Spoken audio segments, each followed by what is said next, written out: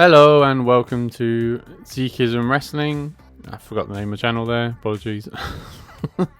And yeah, so NXT was last night, and yeah, Mariah May has signed for WWE as an NXT seemingly for the foreseeable future. The inflection at the end of that is because, we'll get into that in a second, but yeah, big coup for WWE here. Mariah May from AEW, big draw over the last couple of years, big sort of feud with Tony Storm. Cards on the table. I sort of loosely watch AEW. I'm not the biggest AEW fan in the world. That's not a personal slant or anything, so don't come at me too hard. But certainly, I've struggled with the presentation style of AEW and some of that. But I like some of the characters, and I like some of the wrestlers that are over there. So I follow it loosely, from a distance. But I'm fully supportive of it existing, definitely, and it's just the presentation style is just not for me.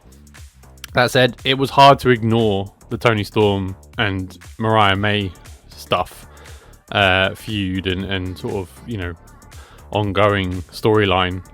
So I was fully across what they were doing and how they were doing it. And yeah, Mariah May was definitely a big name that even casuals would have heard about because of the nature of the success of that feud. And so yeah, WWE snapping her up when the opportunity presented itself. I know I've seen some anger towards this. They thought she was a lifer or at AEW sort of a longer stay. She was there 2 years, and so I think the assumption was she'd be there longer. But nevertheless, she's jumped to WWE. It is still the biggest promotion, so I understand why she's done that for her career. The exposure will be beneficial for her. And yeah, well, it's interesting that she's gone straight to NXT. I don't see her staying there long. We've just seen the promotion of Stephanie Vaquer, Julia, Roxanne Perez to the main roster. I don't see any reason why Mariah May within the next... Oh gosh, how long was Julia? Julia and Stephanie were only there, 9 months? So 9-10 months. So yeah, we're not going to expect a long stay. I would expect a post-Mania debut for Mariah May. Now the question mark or the inflection at the end when I said Mariah May, because they deliberately, as they did with Ricky Saints, did not mention her by name. So the assumption I would have, having watched that and been through this this run of the mill with Ricky, is they're going to change her name. Clearly.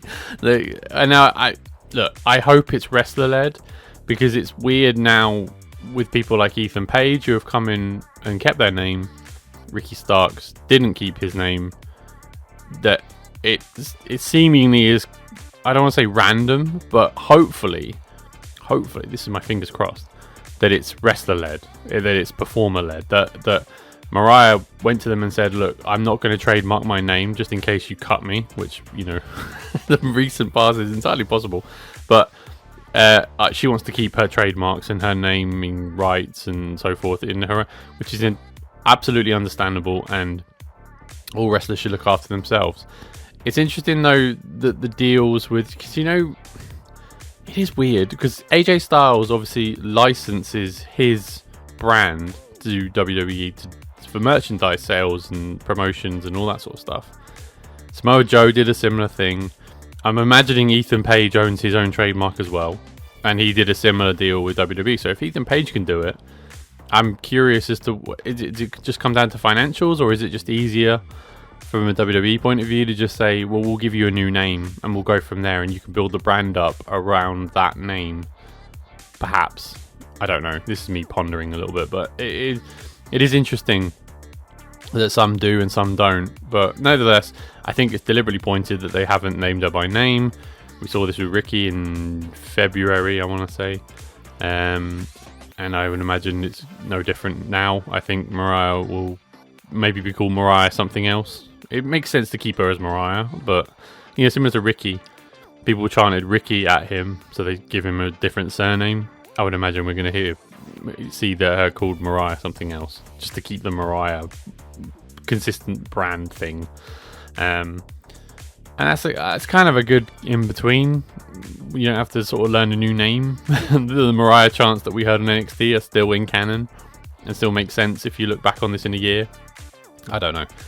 But yeah, it's a big story, a big sort of switch of brands, switch of promotions, and yeah, I see big things for her. She came out and I was going to say interrupted Jacy Jayne. Jacy Jayne had already been interrupted by most of the women's division in NXT at that point, and then you get the sort of superstar sprinkle of the glamorous one, Mariah May. Yeah, I think look, 100% she's taking that title off of Jacy Jayne. I predict she's going to be champion within 3 months. Without a shadow of a doubt. Although I said the same thing about Jordynne Grace, and Jordynne Grace was just one of the numbers last night. Yeah, we got to have a conversation about Jordynne Grace.